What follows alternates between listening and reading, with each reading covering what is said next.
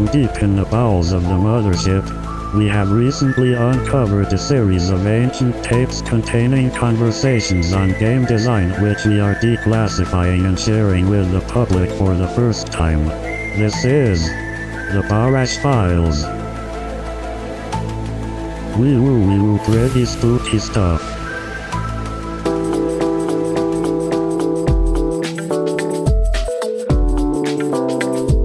That's what I mean. Check. All right, let's see. Now, do I need to be eating the mic or not? Oh, wait, put those headphones on. You'll hear yourself. Oh, I don't want to hear myself at all. You do, though. You know, for somebody who loves to talk, I really do not love the sound of my own voice. It's very weird. You get used to it. I mean, I'm used to your voices, although I have a secret to share. I'm used to your voices at 1.5 times speed. Oh, no. Okay, so we're going to have to talk really fast just so that we sound normal to you. So Yeah. cursed. Yeah, I did a presentation at work, and the comment there was somebody recorded their presentation, and they did it at 1.5 times speed, and they were not talking as quickly as I was talking. I am New York. Turn that close. Like this? You make this comfortable so it's like very close to you, like pretty close to you, and you're like comfortably seated. So you don't have to like lean forward to it. All right. Is my recommendation. Good point. How many podcasts do you listen to at 1.5 times speed? Most of them at this point. I've also been told that I have had other podcasts where people are like, I like to listen to podcasts at 1.5 times speed, but I cannot with you because you talk too fast, and it is inscrutable. I'm a New Yorker, so that's not a problem for me. Great. But I learned I don't this... think I talk that fast. No. I learned this from my wife, who often had to just like blast through a book in between days of work. She was the director of humanities, so she just had to get through a bunch of books, and she would oftentimes listen to audiobooks on 2 to 2.5 times speed. 2.5. I think to get through the Power Broker, she went over 3, which at that Was point... it being read by somebody painfully slowly? No. She really needed to download a lot of information into her brain very, very quickly. You ever seen those examples where the limitation for most people in terms of reading speed is actually just moving their eyes at the right speed? And so if you make a thing that instead puts a word at the same place and just sequentially shows you a bunch of words back to back, you can read way faster than if you have to like actually read through lines of text. I didn't know that, but I completely believe that. Yeah, because you just stare at one place and then it's like, it just shoots it right into your brain. But people say it makes them feel stressed out, and because you have to pay complete attention. Yeah, you can't pause. You can't pause. So it's like you're just on a ride that's going too fast and you're just holding on for dear life. But you can read faster that way. Anyway, that's what I imagine listening to the Power Broker at 3 times speed would be like. Like, yeah, you can get the information, but it sounds like it would be very stressful. I don't think I would get the information. I'm looking forward to starting the Power Broker in like 3 years. I think I've got about, That feels like the right time to start 3 it? years of books on top of the Power Broker on my bookshelf. Yeah, but if it doesn't have MoxJet, it's not really the Power Broker. Then it's just the I'm going to legacy ignore broker. that. Do you keep your books stacked up in order of like a queue, like when you're going to read them next? Do you have a... I do have one stack that is my to-read stack. It's you just not. go- It's not necessarily. And do you insert a books stack. in the middle of it? You know, if you're more excited about a new book you get? It's loosey-goosey. I'm gonna pull something out of the middle. This would be so much more interesting if it was very structured and regimented, and you always read the book that was on top. You had rules about how you move them around. Or last in, first out, just like magic. Yeah, that is how it works. Why does that sound wrong when you say it, even though that's correct? Just because I said it weirdly, because I was trying to think through it as I was saying it. All right, let's make a podcast. Okay. And then we'll get really good at this, and we can make a bunch forever and all time. I consider doing a different intro for the episodes with you on them. How do you feel about this prospect? I'll sing. That wasn't what I was thinking. Let's not mess with do success. it. Change it. What were Do you a different thinking? one. What were you considering? Do them both back to To back. be honest, I never came up with an idea I really liked. I was just like, I spent a while trying to think of some different intros, but I didn't really get there. So I think we're going to have a cold open here because some of this is going to be included in the podcast. But anyway, you're listening to the... This is the new You're also intro. going to find out. You're also going to find out how much I edit out of the show when Anthony and I misspeak. You're listening to an episode of Lucky Paper Radio. My name is Andy. I'm here as always with my co-host. Oh wait, Anthony needs a nickname too. Hold on. Brand new intro. This is how the show works now. I mean, I've got a lot of nicknames for you backed up. I just got to remember to look at one. Anthony, Mr. Winefingers Maddox. Sometimes you're trying to play Magic and you get the wine fingers and you can't hold on to your cards because it's cold out. You've had too much wine. Yep, that's where that name comes from, Mr. Winefingers. I'm not going to mess around and talk about doing any small talk because we have a guest with us who is going to be joining us for a number of episodes moving into the future. Should we spoil for people that these are all being recorded in one frenetic weekend and then they're going to come out over the course of the next many months? Or should we keep that a secret? Let's just maintain the illusion that I live with you now. Okay, sure. We caught Zach frogging in your house. Frogging? That's what Paul F. Tompkins said when you're just living in somebody else's house without them knowing it's called. I don't know if that's true. Frogging? That's a very interesting animal to use as a verb. In The idea that frogs are just living in your house at all times without you knowing it? Ask Paul. Ask Paul. Anyway, we're joined, of course, by Zach, the deep throat of Wizards of the Coast, Barash, who is here to tell us all of the secrets of the upcoming sets. You're here to tell us Mark Rosewater's blood type, Gavin Verhey's list of top fears. I need to leave now. No, we've been trying to get permission. We've been trying to get permission to record with you for a long time, and it was a long time coming because you were a new employee at Wizards of the Coast. Now you've been there for a while. We finally got you through the sort of approval process, and you can now be on a podcast in the world. So we're excited to have you. And you're not going to spoil any secrets about Mark Rosewater's blood type, whatever. Yeah, it's lovely to be here. We've been friends for several years now, and it's great to be here. So the formal part. Hello, my name is Zach Barash. I work for Wizards of the Coast. I'm about to share a bunch of my own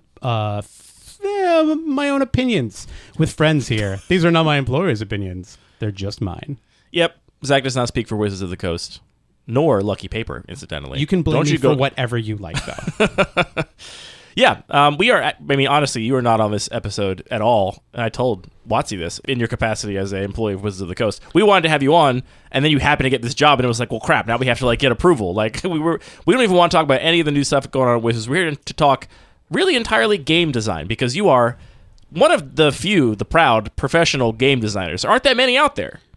It's a bigger industry than people think. In that, I believe the statistic is the American games industry is larger in terms of revenue than the American music and movie industries combined.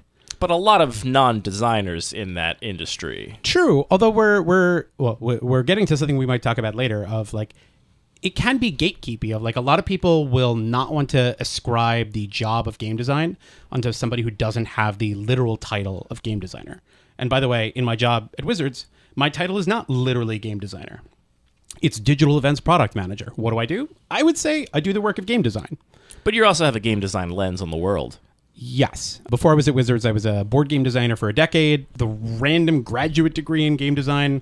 So I might wax academic or philosophical from time to time. Yeah, people We don't tolerate that kind of thing on this podcast. Just so people know, some of the other things you've worked on is Kingdom Death is the other big thing people might have heard of that you have worked directly on, or other credits you can give? No, that's the most famous game that I've worked on. I've done teaching on the side. I've given panels on game design at a couple of PAXs. I've taught some brilliant kids game design and biology. At the Museum of Natural History, which is one of my favorite jobs I've ever had. But yeah, that's the most famous thing that I've worked on up until working on Magic Arena. Yeah, and you're also a prolific cube designer as well. I built my first cube in 2013. And have made a couple since then. Every year I've gone to CubeCon, I made a cube for the event. And next time I go to CubeCon, I plan to do that. So, Zach, what do you want to talk about? Basically, I feel like you have been bursting at the seams with game design wisdom and desire for conversation. And we've been talking about getting on the show for the longest time. We're planning to record a fat chunk of episodes this weekend. So, where do you want to start? There's so many different places. They've heard I have notes. Yes, Zach has prepared more notes than Anthony or I have ever prepared for any episode of the podcast in all of history. I was going to say cumulative for all of the episodes through. Okay, I do make notes sometimes. I think cumulatively I probably have Zach beat, but that's only because I've recorded 230 episodes of this podcast, and Zach is prepared for 5. Fair. I've also... I have a background in writing and writing about Magic, and I wrote for Hipsters for 10 years, and I loved it. And so every week for 10 years, basically, right? With maybe only a few gaps. There were very, very few gaps. But yeah, every Tuesday for a decade, Drawing Live came out. That's just an insane accomplishment, even putting Magic aside. Just committing that hard to a column and just doing it that diligently is a huge accomplishment. Very few people follow through like that. Well, that's kind of you to say, and part of it is just, I think I need consistency. I need structure. I love writing as a way to understand my own feelings and experiences throughout the world and help other people to do that as well. It just brings me joy to get excited about things and to share that excitement with other people. I'm like a quintessential blue mage in the sense that I like love learning things, but I'm trying never to lord it over somebody. I just want to geek out with people. And that's what brings me here. That's magic. Yeah. That's cube design if I've ever heard anybody describe the value of cube design. Getting to share something you love and have discovered and worked hard on creatively with some other people and talk about it. Yeah. And I mean, maybe that's a great place to start because cube design, I think, teaches I think Magic is one of the best games to teach game design to people. No doubt. It has an exposed rule set. You, like, as with every board game, you have to be the rules engine as opposed to a computer game that'll take care of it for you. But in Magic, you have to customize your deck. You have to customize your experience by deciding what format you're going to even start on in the first place. And cube design, I think one way to describe it, which might sound like an insult and is absolutely not meant that, is... The stupidest thing in the world. Well, no, I would say in some way you can describe it as game design with training wheels. And, For sure. And in some ways you can decide it as like a really, really hard mode of game design because you are very limited in the kinds of things that you can change. Yeah, it's definitely training wheels, I think, in the sense that you obviously have the entire rules engine and the cumulative work of Magic R&D over the last 30 years to build on top of. And also, if you're just choosing from existing cards, you're choosing from functional game pieces that are all going to work with each other. You don't have to do any of that work yourself. So it's got training wheels in the, like, how to make a functional game sense. I do think in terms of the, like, how to express an idea sense, it is way harder because you don't get to just do whatever you want to express your concept. You have to figure out some way with the existing material to squeeze your goals in there. Yeah, you cannot create solutions for yourself. You can, but there's this implicit promise of every single card that's been put into a cube, a Magic cube, I should say. There are cubes of other games. There are definitely Pokemon cubes. I know this. Yep. I played a Lorcana cube recently. Oh. Dan Schneider, brilliant designer. We will probably talk about him several times. And also my neighbor. What a coincidence. What am I doing here? Oh, yeah. You're here to talk about... So, did you want to start with like high-level game design concepts? Because we can. I mean, I consider this podcast to be pretty much a game design podcast for the most part. I mean... We talk about it through the lens of Cube, but Anthony and I are not formally trained game designers at all. You are, so... I took a couple classes in game design, just a little bit. That's true. No, that's true. Credit to you. I made a game for my thesis in college, actually. Wait, I want to hear all about this. New podcast subject, Anthony's college thesis. Sure. I mean, so I was really Let's talk about doing Plong. A lot of Plong. digital... Plong. Plong was Plong. earlier. So I was really into doing digital art, and so at some point I sort of like taught myself a lot of programming as a way to make art and like have the computer do more stuff for you. And I got really into designing particle systems and art that use particle systems.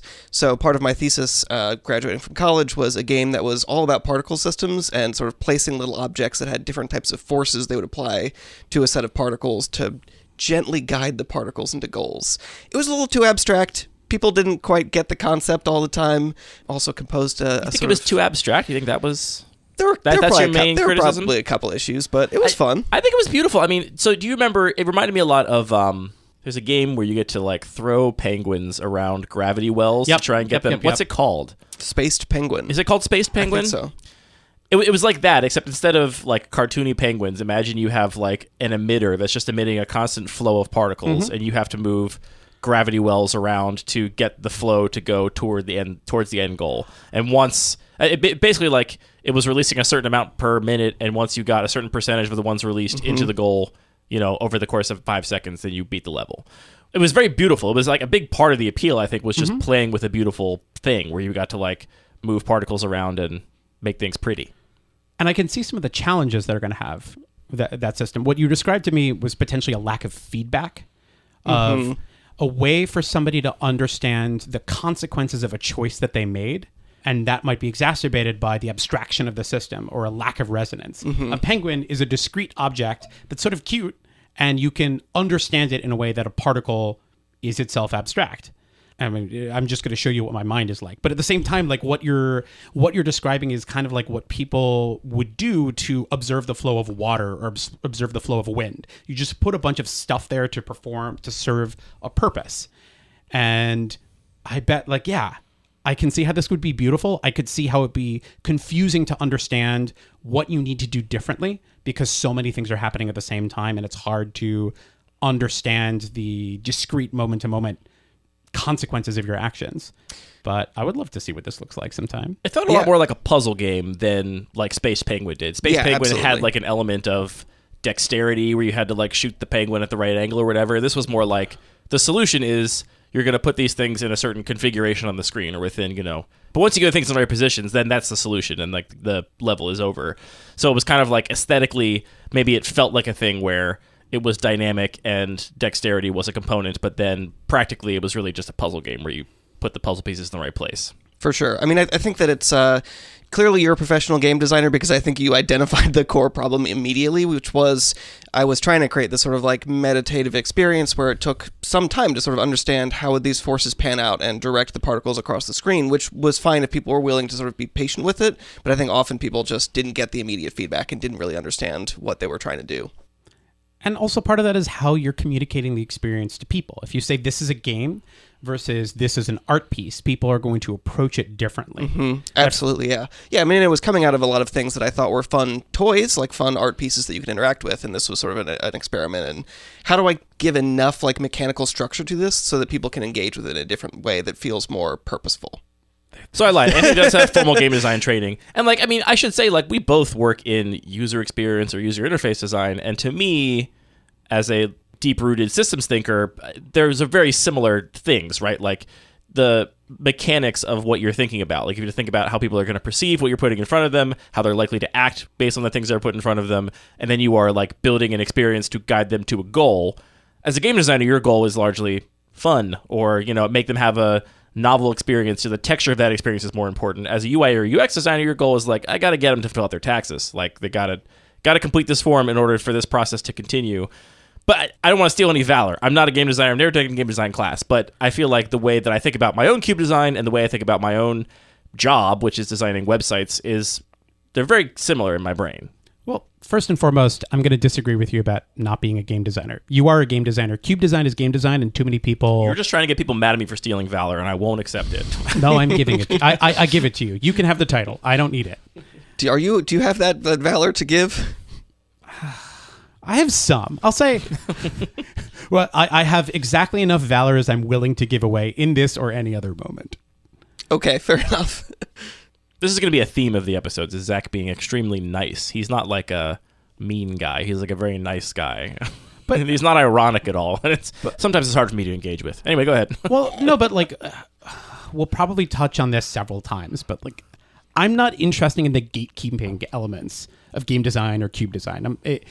No good, I think, is going to come from policing who gets to say they are or not a game designer. And part of the training wheels concept I have of Cube is it's highly accessible once you know the game of Magic. Part of the challenge is building cubes. You're kind of restricting yourselves to people who know how to play Magic in the first place, and of people who know how to play Magic are open to the experience of Cube, and of those people, those who are open to the specific kind of cube that you're presenting with them. But it's absolutely game design. Yeah. And like we've had lots of conversations about game design. I just have the benefit of someone has given me money to do this, and I have gone to school to be a bit more articulate about it. So, articulate away. Okay. All right. Simply go. Prove it. So this doesn't need to be a lecture, but it might turn into a lecture. So I will interrupt you and ask questions and make it conversational. Sometimes we have guests on and people are like, why did the guest talk more? And I'm like, it's not an interview. Like, I'm not here to ask a question and then have you talk for 45 minutes. You're here to be part of a conversation. Like, it's not an interview show. It never is going to be. So I'll be asking questions and also interjecting my own ideas as well. Great. I relish it. Let's start then with like some principles of game design. Basic stuff that they're teaching you, the kinds of things that I talk about at conventions. And this is sort of synthesized from notes of talks that I've given. And stuff that you were like, I know this, or I have questions about this, or I'm curious about it, just stop me. Or I'll just breeze through a bunch of these concepts. I will not stop you if it's a thing that we know, because we're making this for a broad audience. So fair enough. We are likely going to cover ground that maybe are things we've already talked about, even the three of us have already talked about, but let's be comprehensive. And an addendum. What I'm about to talk about are things that work for me or things that work for people that I know.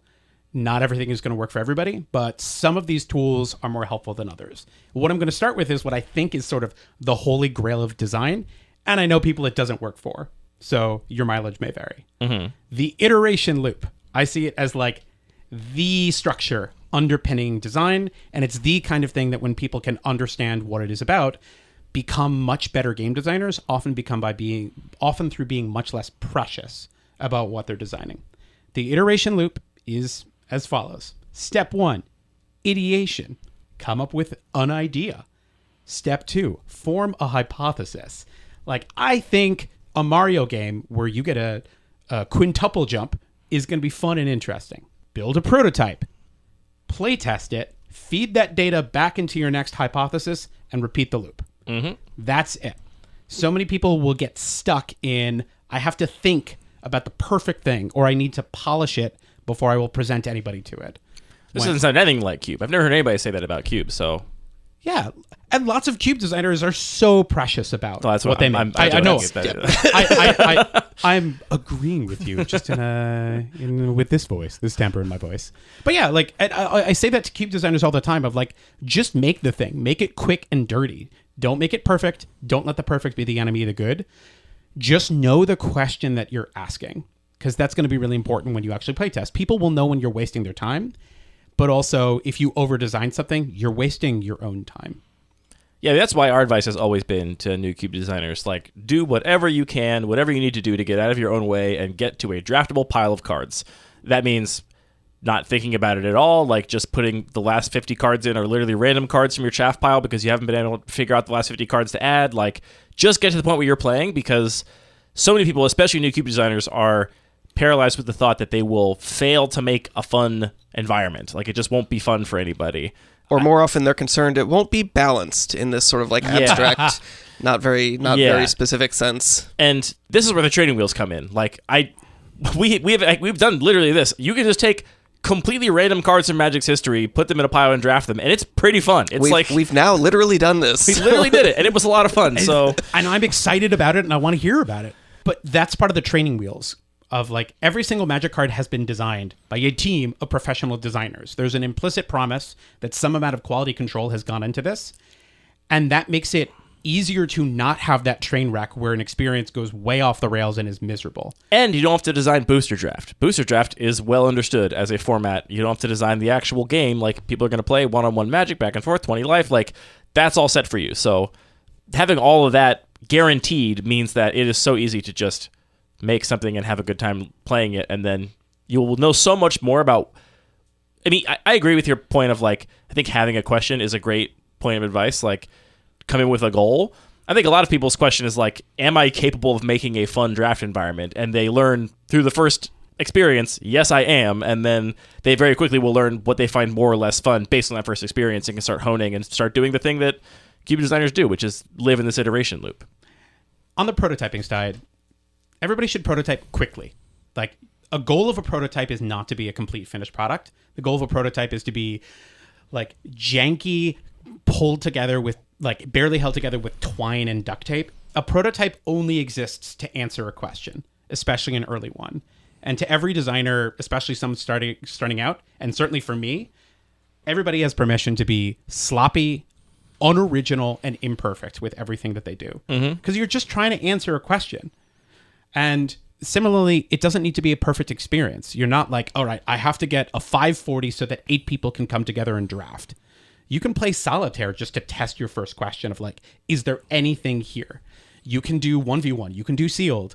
Anything that'll just get it to the table and answering questions quickly is going to help you hone in on what's actually fun and what you want to create. Because a lot of designers also struggle with that. I know you're a listener to the show, and I'll spoil an episode that's coming out that you haven't heard yet because it comes out on Monday, but we already recorded. We're talking about just the tools used to design cubes. So talking about Cube Cover, Scryfall, all these other ways you'd find cards, all that kind of stuff. Just kind of like giving people a sense of the landscape of websites and tools available to help people in this process. For me, I find that the iteration loop of get a cube list I'm working on that is very rough and, like you said, held together with twine and duct tape, just get it to 360, get it across the line so that I can just do normal simulated drafts on Cube Cobra. And I do that all the time. And obviously, for a million reasons, it's not representative of what's going to happen with 8 people at the table. The bots aren't perfect. You know, you're not actually playing the game, so you could be completely wrong about whether or not you drafted a functional deck or not, right? Like, it is such a small fragment of the actual experience of drafting a cube, and it is such a rough approximation. I still learn so much from it. And because we have the data for the cube map, we actually had Jet, I was like, Jet, how many decks have I drafted in the database for the cube map compared to Anthony, just because Anthony doesn't do this. This is not his iteration loop. His iteration loop is more about playing in real life with people. And Anthony has drafted like 180 some decks that are in the database, and I had like 2,500 or something, like just tons, because I do this. That's just that's how I work. That is my iterative loop. Is like seeing a card in a pack with a deck in front of you, with a half a deck in front of you, completely changes the context and lets you think about things in ways you don't when you're looking at the list from a like top-down perspective. Yeah, and that hits the fact that there's no substitute for playtesting. Cube designers run into this problem constantly, which will happen in any game, but like a card looks very different to you when you're debating like, do I make room for this card in my cube? Your brain is probably going to fixate on best case mentality, all the different ways people can engage with that card, all the different combinations. And then you look at it in a pack alongside 14 other cards from your cube, and you're like, what is this doing here? This is not in dialogue with anything else. And I think people like to think that they can imagine. They're like, oh, I'll just imagine what it's going to look like in a pack. And you can't. And you can't imagine that. And you also can't imagine what it's going to look like in a pack mid-draft when you already have half your cards taken. You can't imagine what it's going to look like at the end of the draft when you're in those colors, you're trying to find cuts, and you're just always cutting this one card over and over again. Even though intellectually or on some other level you think it belongs here, if you just keep cutting it or you keep not taking it even though you're in those colors, it doesn't fit. It's not working. It's not filling the role you want it to fill. And oftentimes what people are going to do is cut that card because it doesn't fit into the thing that they've created, and they're doing something that has been talked about plenty of following the fun. One thing, like I would say a game's 102 thing, once you sort of get the iteration loop and some of the other basics, is goals. Crafting goals. What are you trying to do from this experience? In professional game design, a lot of that is going to be restrictions of just like, well, I'm working for a client and I have this much amount of time and I have this many work hours that I can put into this project, and it needs to be in this genre and it needs to fit inside this size box. With Cube, you still have goals, and the reason that you need to craft these goals to help you make decisions, to help you push against the tide of following the fun when you need to, which might sound counterintuitive, but if you do not have goals, you will often end up recreating some combination of Power Maxed, Pauper, Legacy, or Vintage Cube, because those are like pizza. They are tasty things that a lot of people know what they're like, and people will encourage you to just keep doing the thing that works. Every single Cube project that I've made has had at least one experiential or one card touchstone that I use to inform the design and to help me make decisions. We'll probably, in a later podcast, talk about cubes that I've made, but just to give some examples. The Cascade Cube is probably the best known physical cube that I've worked on. I made it for CubeCon 2023, and it was directly inspired by 2 Baltimore cubes, the Turbo Cube and Reading Rainbow Cube. The experiences that helped me make decisions for it were, I love the idea, my favorite creature to resolve is Snapcaster Mage. I love this idea of you have an empty graveyard, you have 3 mana up, you play a Snapcaster Mage, and no matter what you cascade into, you can flash it back with Snapcaster Mage. To the best of my knowledge, that has never happened in Cascade Cube, but it helped inform a lot of the initial designs. I ended up abandoning that touchstone because it wasn't working for me anymore as a compass, and instead I embraced the fact that this is a cube of radical recontextualization. It gets people excited about cards that don't have homes in most other cubes. I love the fact that Mox Tantalite is a card that people will go crazy for because it is incredibly powerful. And I love the fact that Field Mist, Border Post, the entire Alara Reborn cycle, are cards that get people excited. And those stuck for me. Those are cards that I want. I want Mox Tantalite to be one of the best cards in the cube. I want Field Mist, Border Post to be one of the best cards in the cube. I could make the cube stronger, and then those goals will be underserved. And if I make the cube much weaker, those cards won't be in dialogue anymore. So those have helped me calibrate my barometer of what I want that cube to be. I think your point that you'll end up at some version of Power Maxed, within some restrictions cube, if you are not conscious of your goals and like articulate them, at least to yourself, makes a lot of sense. And to me, I think it's just that almost every cube. I mean, cube designers are Magic players, and so if you are new to cube design or you are, not being vigilant about having specific goals, then you are just going to revert to the idea of tuning a cube the way you would tune a deck. And they're very different prompts. You're not designing a game when you design a deck. You're trying to compete within a closed system and solve a meta game. There's a meta game for sure, but it's a different kind of thing where you have no motivation to not run the most powerful things you can within the colors of your deck or whatever. And designing a cube is very different, and I think it's very easy for people to just fall back on, I'll just cut the bad cards, the ones that, people aren't casting or aren't putting in their decks or whatever, and instead just keep putting in more cards I think are going to be appealing. But I do agree that the 102 of cube design, after, you can just do it, just put cards in a pile and draft them, it will be fine. The 102 is, come up with an idea that you want to hang your hat on, a guiding light for a format, and keep that in mind when you are making adds and cuts instead of just constantly trying to like the ocean pours over a piece of glass, just smooth this out and make it as powerful or neutral as possible. And which is to say, going for the quote unquote classic experience of a high power level environment, that convergent cube design, there's nothing wrong with that. No. But I think for a lot of the people in this room, nothing wrong with pizza, baby. Yeah, but for a lot of the people in this room, we have had those experiences, and we derive enjoyment from mining design space that isn't as known, where we can make bigger discoveries, where we can learn things, and we can chase the kinds of things that get us excited as players and designers. Yeah, absolutely. I mean, I think that concept of having goals is just so critical and really, really easy to take it for granted because we do have the training wheels on. So it's if you just kind of get on the bike and roll, you'll stay up. But you can't really judge your success or failure unless you know what is the thing you're trying to succeed at. So just saying I have my cube, my goal is for it to be fun and balanced. It's okay, well, I don't really know how to solve that. But if you instead set really concrete goals I want to make this specific card be viable, or I want it to be successful for this group of players who are used to this type of gameplay, or I really want to focus on making combat math really matter. These are goals that you can actually try and accomplish rather than just saying, well, I want my goal is to have a cube. Mm-hmm. And if you want to have a cube and you don't have specific things you're chasing, don't be original. Just copy somebody else's cube. There is nothing wrong with that. There's no shame in that. Well, I think for a lot of people, they do have specific goals. They just have only existed in life. They've only played Magic in one context. They don't see them as goals. They're just thinking of it as, of course, this is the way I enjoy Magic. That's the only way I know. So it sort of takes stepping sideways a little bit to see okay, how is your Magic experience a little bit different from someone else's, that you want to actually identify what it is that you enjoy about the game. Mm-hmm. Yeah, I mean, obviously, I think copying a cube list is completely reasonable, and people do it all the time, and I think it's great. I'm always very honored when someone shares they have a copy of one of my cubes. They get play with their local play group.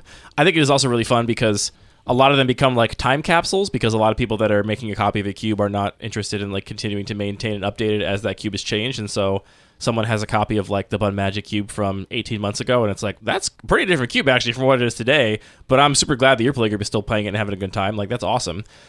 I also think that for people that want to get into this and want to have a cube that maybe don't want to go out and spend whatever money it costs to get a whole 360 card cube out of nowhere, I do genuinely think that you can basically take 360 cards at random or roughly color balanced from your collection, draft them, and then just take the cards out that you had less fun with and put cards in you think you might have more fun with and repeat that process. And it's fun. It's just genuinely fun. Magic is a fun game. Who knew? Yeah. That's what I would say. Magic is fun. Drafting is self-balancing. So you have all the training wheels you could possibly hope for to having a fun experience with your first cube. Why don't we talk about balance for a sec? Yeah, let's go there. Balance is overrated. Yeah, I agree completely. All right. That's well, and unless you have a lot of planeswalkers or enchantments in the cube, and then there's maybe you have a bunch of adventure spells. Artifacts are good with balance. Artifacts too. are good. But balance is something that people will often strive for, and they don't.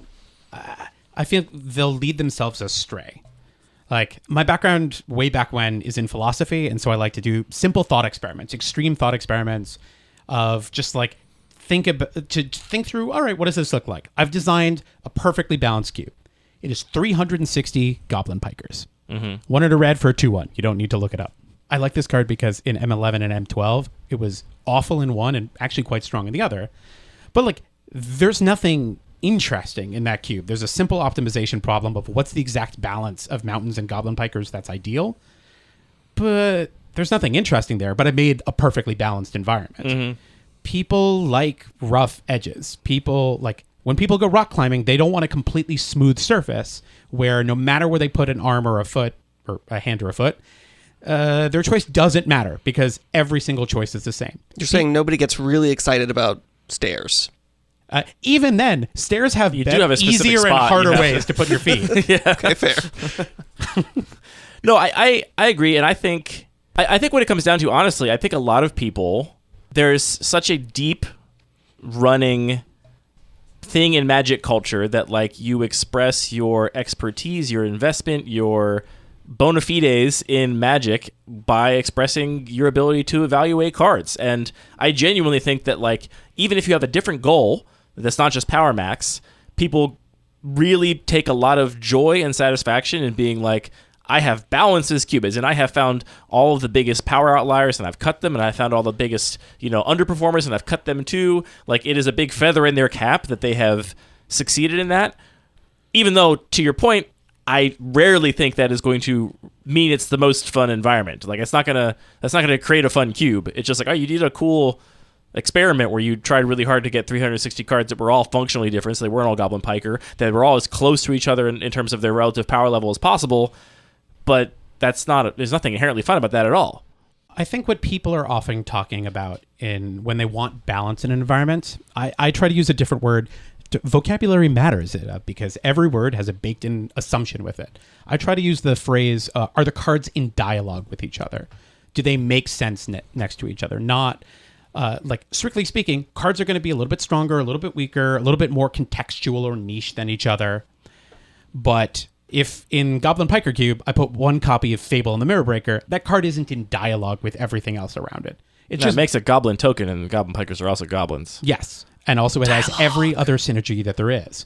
But that would feel unbalanced and jarring because there's one card that's just on a completely different level than everything else. But a good environment can be really, really mushy. It can have a really strong 10% and a really niche contextual 10%. The most recent cube that I played of yours, I think, was the Irregular Cube. And the Irregular Cube is one that has... Just to be really clear, the Irregular Cube. Irregular. It is not regular. It's the opposite of regular. Gerard's it is so not regular. But that is a cube with sort of a dedicated rare slot in each pack. And there are these big power level deltas from one card to another. And there's another format that cube players might be familiar with that also has a lot of these power level deltas. It's called Booster Draft. And it's pretty fun, in my opinion. I love it. So I would not say those formats are balanced, but I think a lot of the fun comes from the imbalance. I think a lot of interesting choices come about when cards are in dialogue with each other, but are of different strengths or different contextual strengths. And in general, I would tell people to worry less about balance, and I would say more to follow the fun. Yeah, I think that's absolutely true. And I mean, just to be explicit, I think that when people are talking about balance, they do mean all of the cards are of equal power level, or all of the colors are of equal power level, or, other aspects are just very symmetrical. And I agree that symmetry is often just not necessary. It's actually, even though it's an easy thing to latch onto and try and judge and evaluate is something very symmetrical, it's not necessarily exactly correlated with, is it fun? It's funny, I don't even think it's that easy to judge. Like, people disagree all the time on, the number of people that have confidently told me that X is the best color in one of my cubes, and they're both talking about different colors, and I'm like, okay, so I guess I did my job, because you don't agree on this at all. Yeah, that's fair. I don't think it's easy to judge. I don't know. I honestly think that a lot of this comes from just the idea that nobody wants to be, accosted by their players at the end of the draft for, I lost to this card, it was too good, or I put this card in my deck and it was really bad. They feel like that will be, a reflection on them, or, they made a mistake if that experience happens. And I don't know. I still think it's important to understand power level, but not so that you can make everything really close to the same power level, but so you could be conscious about where you're putting that power, right? People tell me all the time as if I think I don't know that Echoing Boon is broken in the Ornithopter Cube. I'm like, yeah, I know. I put it in there. I am captain of the Conspiracies Are Broken club. I've been banging this drum for years. But I think it is quintessentially extremely fun and does a very novel thing specifically in that environment. And that's one of the choices I made was to make that one of the best cards in that cube. And this is an excellent example of you have a really clear goal in mind. 100 Ornithopters, it's a beautiful cube. It's directly inspired my latest big project. And you have a very strong sense of what you are aiming for. All the evidence that you've gotten hasn't conclusively said, no, this card isn't in dialogue. It is just too much stronger. You're following a very specific kind of fun. And the reward of that is you've created an incredibly inspiring and unique experience that a bunch of people have found fun. Yours truly included, although I believe you've said on podcast, I'm banned from the cube. No, actually, I need you to play it more because people are now telling me that just like fair aggro is the best thing to be doing, and these cards, like whatever you keep killing people with, are unplayable. And I'm like, no, I think they're good. Look what Zach's doing. But I mean, a general trend and something that's part of game design, and this is a nice segue you've set me up for, is I'm a professional podcaster. I know. Game design, Literally not true. and Yeah, being no, good. Like so many things are about extrapolating from non-representative sample sizes. Yeah. Everybody, like, no matter how much your cube has been played, it won't have been enough for a representative sample size. Mm-hmm. I'm always pointing at the framed Andrew Ellenbogen tweet. It's not actually here. I pointed it at the wall as if it was here, and everyone I know, looked. I went I don't looking. actually have it framed. And that's the thing. Just because a deck goes 3-0 doesn't mean that's the best thing in the cube. Doesn't mean that's broken. It could mean the person who is the most competitively minded Magic player happened to play that deck. It could be that the likely best deck was just fought over. Yep. And it simply wasn't available, and the second best thing happened to take precedence. It could be like aberrant variance, and like a deck that probably shouldn't have worked on paper that was the most likely 0-3 actually 3-0'd on that particular day. That one time Alex 5-0 with 5-color Luris in my cube, and no one's been able to recreate it since. And that's why we go in with multiple hypotheses if possible. We're not just trying to see what wins. We're trying to see what are people enjoying playing. When I take like some of the most important pieces of feedback, and I guess I'm jumping forward a little bit, are when somebody loses but they had a good time, or when somebody wins but they had a bad time. That is Wait, are both of those things positive? Those are both really powerful pieces of feedback. Interesting. Okay. And in general, if I am learning from an experience, that is a success in my book. Ideally, also people enjoy themselves, but if people fail to enjoy themselves, that's a real opportunity for me to learn. So, I don't know, I guess that leads to another game design truism. I believe that mistakes are the best teachers. When something succeeds, you don't know what went right. You just know a bunch of things happen. When something fails, you often know immediately what happened, and you know what you can change to fix it. This is my biggest problem as a cube designer, is all my stuff just works immediately every time, and there's never any mistakes, so it's hard to get better. I'm running out of room in this basement with your ego right now. It's interesting to me how much the sort of iteration loop seems so much like the scientific method, like starting with be creative, like come up with an idea, like design an experiment to test it, and then once you test it, you go back to the drawing board.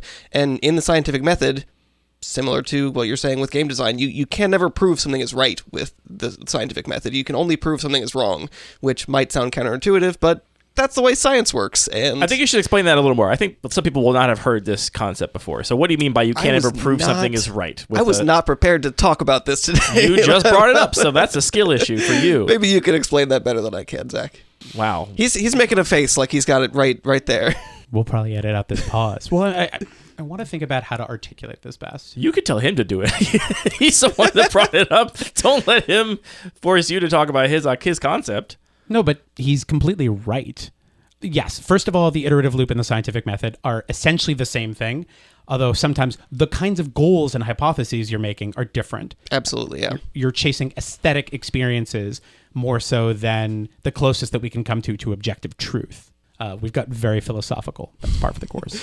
So when you're designing an experiment, you are coming up with a hypothesis and saying, I think that, or you come up with a model of the way that you think the world works, and then your experiment is designed to disprove it. So you're just trying to say, well, if this is the way the world works, if I point this laser through this material, we should never see this thing. And once you see it, you can say, oh, okay, well, my model is wrong because we managed to disprove it.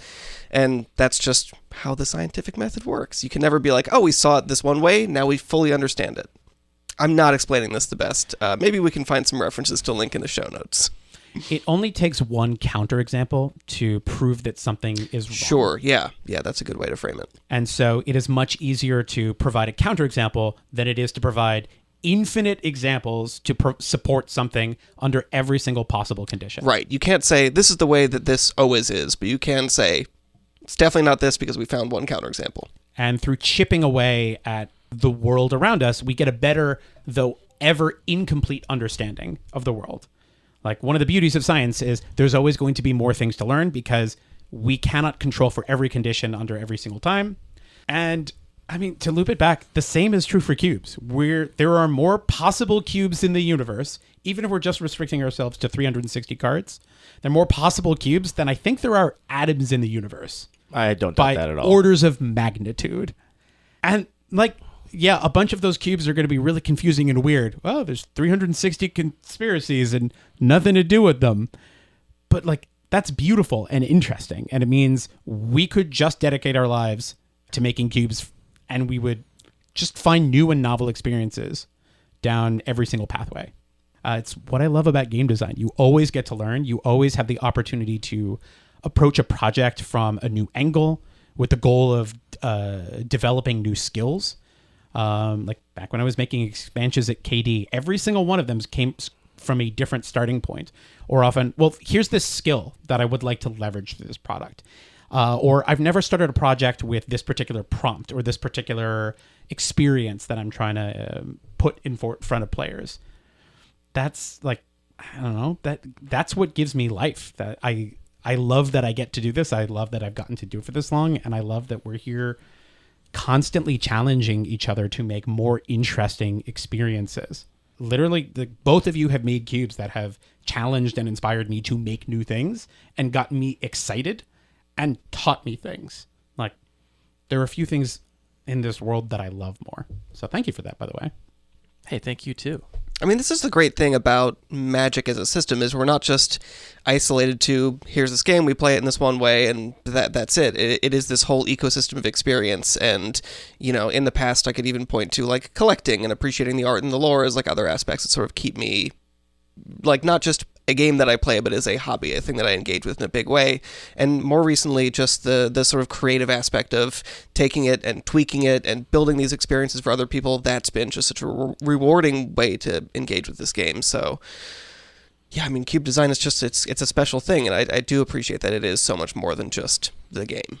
To the questions of the scientific method and how that relates to the iteration loop and disproving things versus coming up with infinite examples that something is true, this is something I see people do often as cube designers, where they say, like, you know, my players have an hypothesis that 5 colors the best deck, or that Echoing Boon is unbeatable, or whatever, and they will set out to, like, force that. They'll be like, I'm going to force that, and then they force it, and it doesn't work, and they say, well, obviously that thesis is not true. I think we all sitting at this table know that obviously one anecdotal experience doesn't mean that that thing is not necessarily true, because what it means to be the best deck in a cube, in theory, is not that you win every single game of every single match of all time, but that maybe you do have a deck that is overperforming or something. So how do you, like, attempt to understand a truth of a cube, given that we only ever have anecdotal data, and we don't even have the pleasure of constructing such a rigid experiment that you would in, like, science to, like, disprove a specific thing? We don't even have that pleasure. All we get to do is just always have massive gobs of, like you said, statistically insignificant amounts of information, like statistically insignificant numbers of drafts, numbers of 3-0s, numbers of decks to ever make any true analysis from. How do you go about finding truth? How do you go about figuring out something that you know about that environment? So there's two forms of data out there. There's quantitative and there's qualitative data. It's easier to talk about quantitative data of, oh, I have access to this raw number set. Most people think data is numbers, yeah. Yep. And there's a variety. I mean, data ultimately, we're going to talk more about qualitative of the sort of experiential data. Quantitative data and massive number sets are the kinds of things that you can kind of twist data into whatever you want to find from it. So all of that's to say, it sounds like something that is a hard objective truth of, oh, if I count up every single 3-0, I will identify the best archetypes and the best cards. And let's just say your cube is played 1,000,000 times. Then I will finally have a representative data set, and I will have found objective truth. That's not true. When you have that kind of a data set, you can kind of twist it to find whatever you like. And for all of us, we're not going to have that kind of a data set. We are going to have a moment in time. This gets to good playtesting. What does good playtesting entail? It entails looking for signifiers of players' experiences and beholding what your hypotheses, what emerges when you're considering those in the moment. The most valuable things that I would say in general you're going to get from a playtest are emotional experiences. Look at when people are miserable. Look at when people are having fun. Listen to when people get excited. Let them tell you about things that they felt.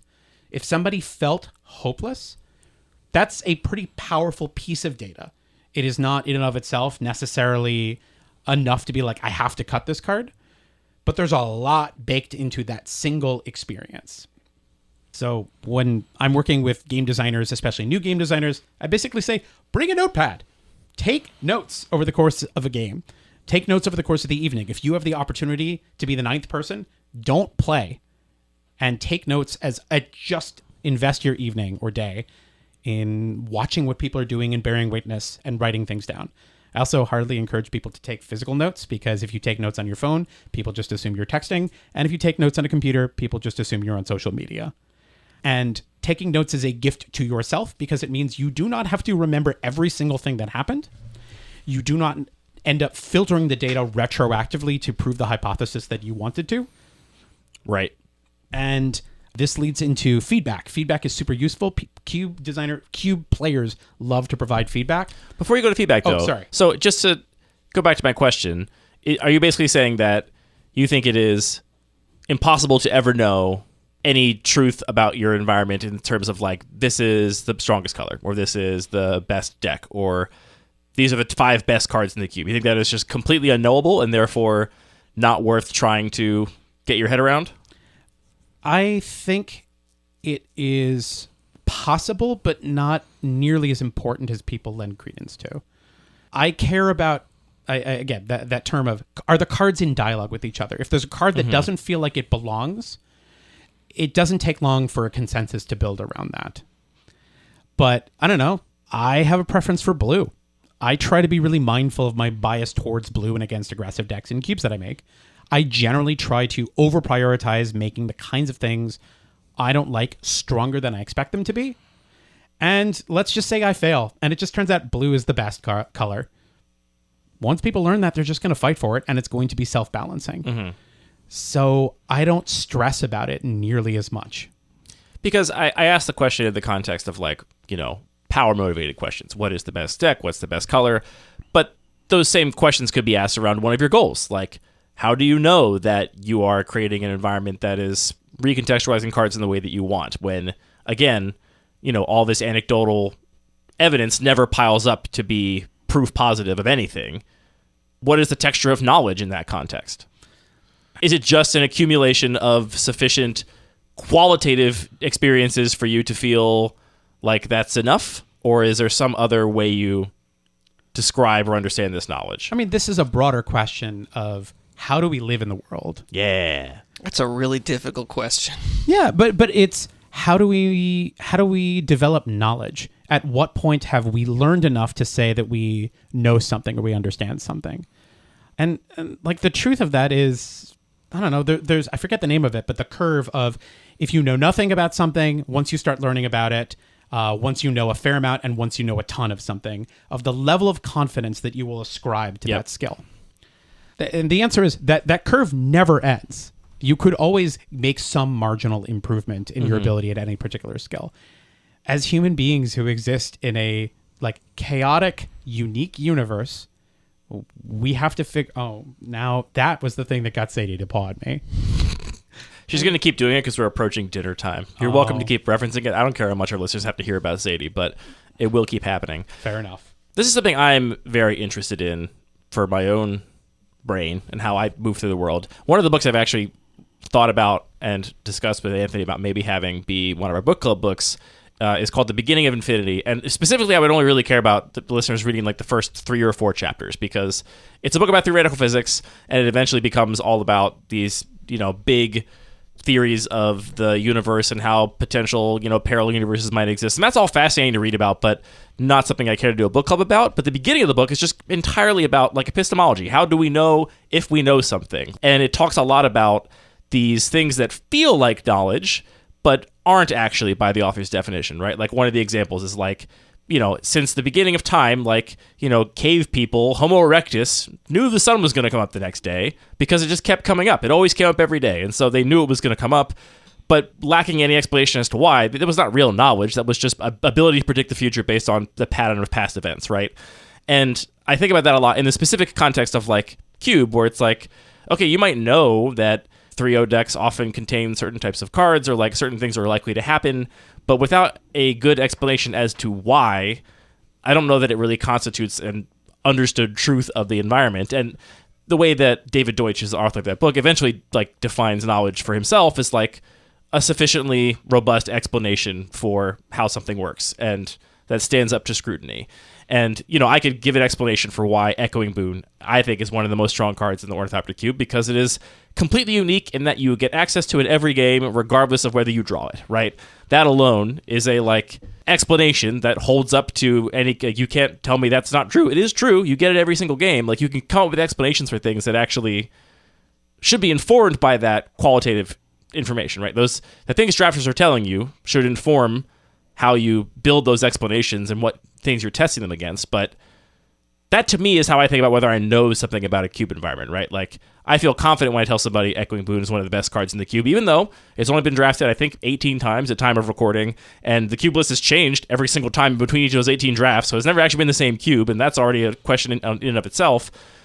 But I feel like there's enough of an explanation as to why that card is a standout that to me matters more than 600 drafts piling up telling me that someone didn't 3-0 even though they had Echoing Boon. Like, I'm babbling now, but no, but I mean, fundamentally, in epistemology, there's inductive reasoning and deductive reasoning. Inductive, I have evidence that this has happened. I'm making predictions about the future.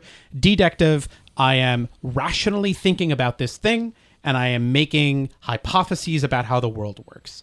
We're using both as cube designers. We use a draft as inductive reasoning and to prove or disprove deductive hypotheses that we've made. Mm-hmm. And the answer is we're never going to get to a fully balanced system. We're just moving towards something that is more fun or more crystallized or just more what we're vibing with at the moment. But that's why I so often think about goals rather than, is this specific card too strong or not? Is it in dialogue? That's good enough for me. Do I need to be iterating on this cube right now? Or like Cascade, I'm probably going to put down because I'm pretty happy with it. It is doing the things that I want. It has proven the things that I've wanted, and I don't have more questions about it at the moment. The idea of just your cube being where you are personally at right now, like what you're most interested in at this moment, is the thing that I feel like more cube designers need to embrace. Anthony, you've made this statement before too, where you're like, I'm cutting this card from the regular cube, not because it doesn't belong here, but because I've had my fill of it for now, and maybe it'll come back later. But that kind of attitude, I think, is so freeing for people that otherwise feel like the process of cube design is just making the cube better and better and better represent your goals and getting closer to perfection, where every card is perfect.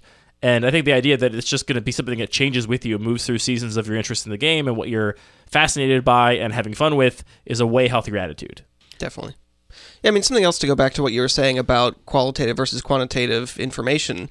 I think it's very easy to fall back or sort of see a more objective truth in quantitative information, just sort of the aesthetic of it. It feels very formal and structured, and like this is the real information that we need to make decisions and to understand something. And it's like, well, at the end of the day, I actually don't really need that data because whether blue has the most 3-0s or green does isn't even my goal. Like, my goal as a game designer is to create a fun experience. And that's not a data problem, that's an emotional problem. And so I'm most interested in that emotional experience that the players are having, and that is a quantitative thing until we, come up with the funoscope.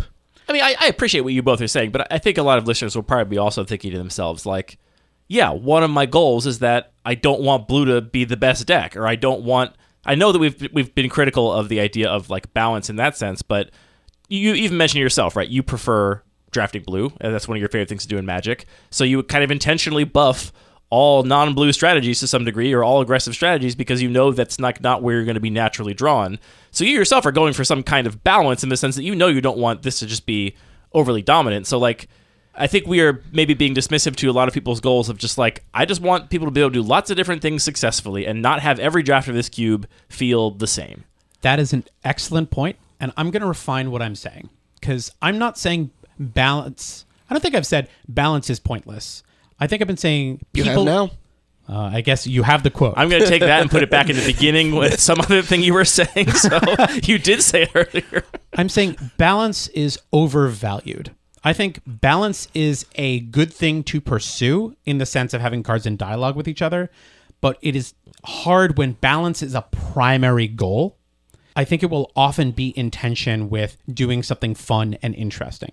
If you are seeking balance, the easiest thing to do is to apply all the experience that you have access to and duplicate it. Find the most balanced thing and just port it over there.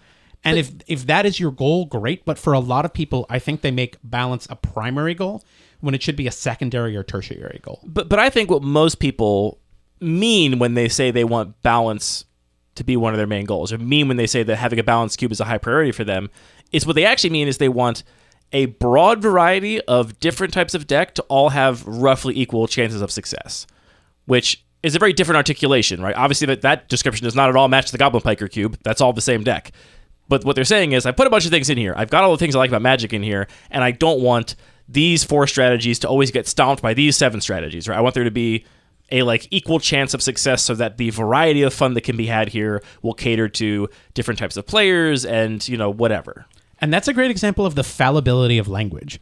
Balance is a very, very loaded word. It means a lot of things to a lot of different people. I love your articulation and definition there. And I think we needed to have the conversation to fully unpack that. And I agree with you. I think that's something that a lot of cube designers want.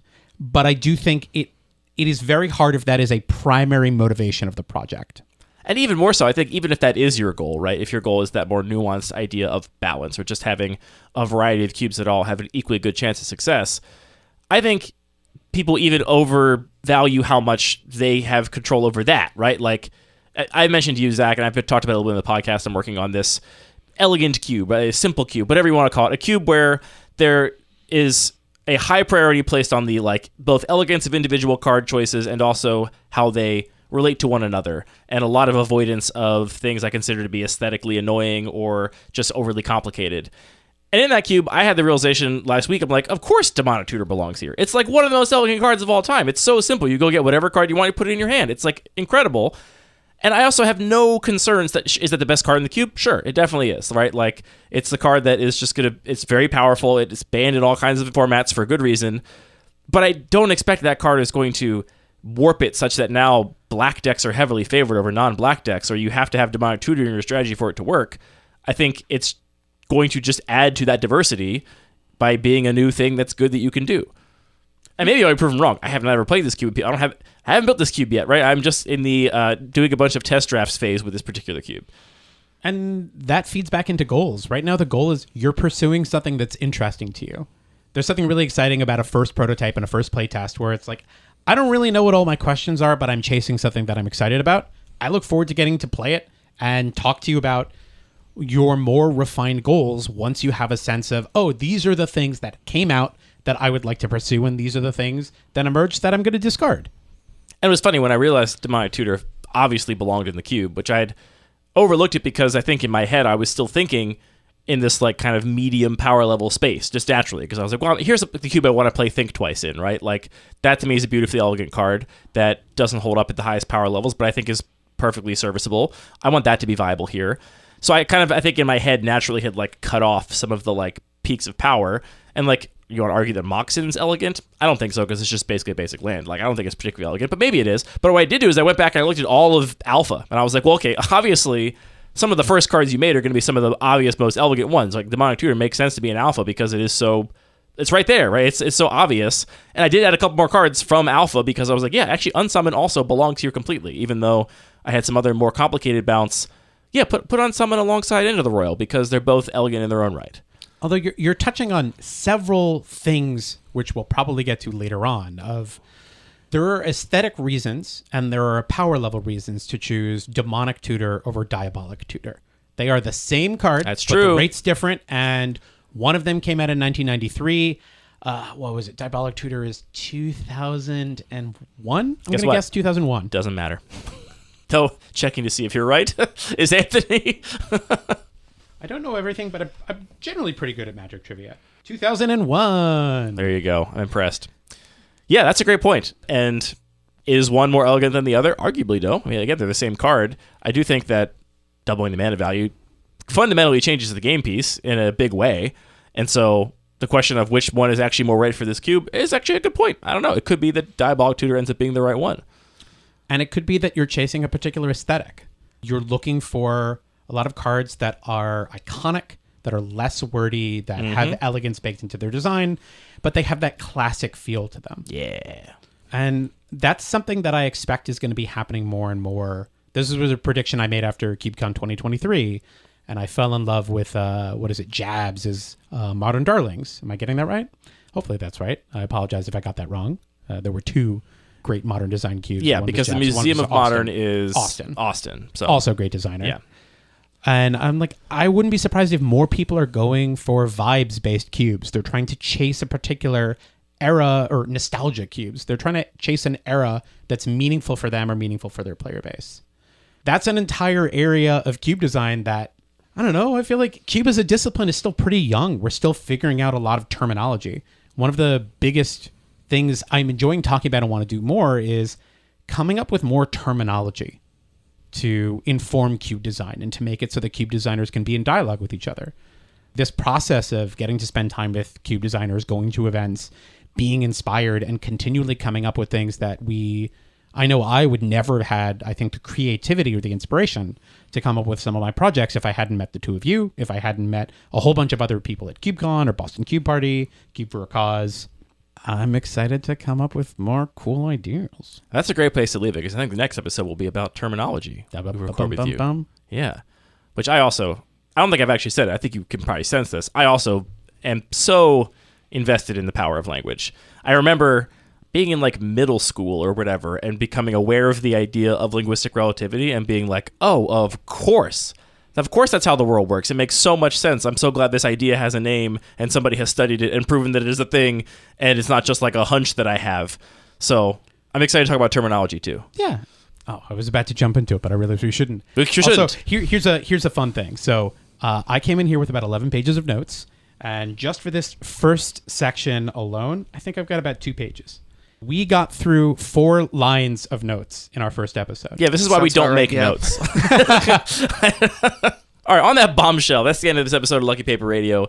Friendly reminder that this episode is going to come out relatively soon because of the schedule of things. So if you're listening to this episode when it comes out, we are doing our next book club book, which is going to be Playing Impression by Michael Jacobs and Mary Flanagan. Zach is actually one of the people who recommended our first book club book, The Beauty of Games by Frank Lance. And listener, to date, Zach has not listened to the episode because you actually just finished the book yourself. Yeah, I recommended it as a book club book because I own the book. Frank Lance was the chair of the Game Center while I was studying there, and I just hadn't read the book, and now I'm excited. I'm going to read it. I'm going to listen to the final episode in 2 days, and maybe we will not talk about it on a podcast. Maybe we should. It'll be very interesting, actually, because, listener, if you heard that episode, you know that I'm just waiting. I'm waiting to get a long DM from Zach after I put that episode out, and it never came, and I was like, man, I guess Zach doesn't want to talk about this, but it turns out he just hasn't listened to it yet, and so I'm just waiting for that shoe to drop. It's going to be really interesting. Anyway, get a copy of Playing Impression. We'll put a link in the show notes to a place to get it from a or slightly less monstrous bookseller, hopefully, than the one you're all thinking of. We should mention that we're on Blue Sky now. I think we're trying to give the new social media network a real college try. So check out Andy, Anthony, and Parker.luckypaper.co at Blue Sky, on Blue Sky. How do you say a Blue Sky handle? I don't know. Yeah. We're still figuring Haven't done it it out. yet. Gonna link that in the show notes too. And where can we find you, Zach? Oh, that's a great question. I'm theoretically on Blue Sky. I'm theoretically on Discord, but I get intimidated by large spaces. Don't find Zach anywhere. Don't try. No, you can find me on Blue Sky. I'll talk about Cube every now and then. Probably post some Pack One Pick Ones, and I'll respond to as many of Devoid Cube's Pack One Pick Ones. Love that cube. If we got any of the card text wrong in this episode, Zach would have corrected us. So I know we didn't. So you don't have to worry about No commenting engagement below. for today. There's no engagement. All of our music is produced by DJ James Nasty. All the magic cards are produced by Wizards of the Coast. This podcast is produced by thinking really hard about magic cards, writing down 18 pages of notes, and then speaking to microphones about it. This is the beginning of a beautiful micro series, gentlemen. I want to thank you guys for the gift of Cube and for the gift of friendship. Is that the order? I've always been saying friendship then Cube. You can say whatever order you like. Well, the other rule on the coin day, you got to tell us what the order is. I didn't mean to coin it. Too bad. That's not how coining things works. Okay. So you want to talk about where this comes from? Because this comes from several different places. Great. As far as I know, it comes from your brain. So Okay. So 4 very different things. 1, I used to do a ton of improv. And after shows, people in the audience would come up and they would say nice things. And I would just be focusing on all the parts of it that I was like, oh, I screwed this up and I screwed that up. And I would not always be gracious and be like, no, it wasn't that great a show. And I would watch the light drain from their eyes. As they were like, and I would keep doing it. I guess I didn't have fun. I'm like, oh, I'm just being a jerk. Like, when somebody says something nice, just accept it. Just say thank you. Such an important part of growing up, I feel like. Mm-hmm. Yep. Second thing, you ever been at a speech or a lecture or a class or whatever, and somebody says thank you and everybody claps and it ends? You ever been at one where somebody like sort of trails off and then there's like an awkward clap that stops in the middle and then it shuffles? Thank you punctuates an experience. So I started saying that at Cube events, particularly sometimes when I really enjoyed a Cube, sometimes when I needed to go to the bathroom and I just needed to leave, sometimes when somebody was seeking feedback that I couldn't quite give them. It's a way to both punctuate that experience, and it's a mantra to remind myself to be gracious, because putting your cube out in front of somebody else, putting your design out in front of somebody else is an act of vulnerability and trust. And I want to respect that person by just making sure I remember to say thank you for that experience. The last and final part of it is, you might have noticed, I kind of have an MO of being sort of hokily overly formal. So thank you for the gift of Cube is I don't know, it's on brand of me for a thing to say. Just to be clear, at these like Cube events and stuff, you've been saying the full thank you for the gift of friendship and thank you for the gift of Cube, or just thank you for the gift of Cube? I've just been saying thank you for the gift of Cube. Thank you for the gift of friendship is a joke thing I said to you guys on the train home from Boston Cube Party, Yep. and it stuck immediately. That's how things get coined. That's what happens. Sorry, buddy. You really thought about the half of it, but now the whole thing I mean, it's your phrase now. You can have it. I don't know. We're going to keep blaming you if anyone doesn't like it. No, you can blame me for it. I'm just saying you own it. All right, great.